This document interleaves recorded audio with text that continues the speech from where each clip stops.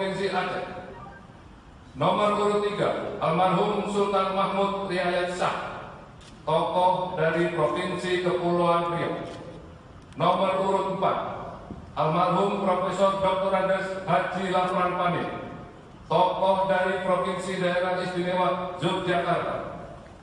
Masing-masing dianugerahi gelar pahlawan nasional Presiden Republik Indonesia Joko Widodo.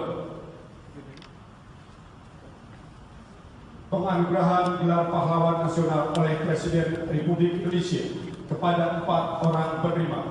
1. Almarhum Tuan Guru Kiai Haji Muhammad Zainuddin Abdul Majid, tokoh dari Provinsi Nusa Tenggara Barat, diterima oleh ahli waris.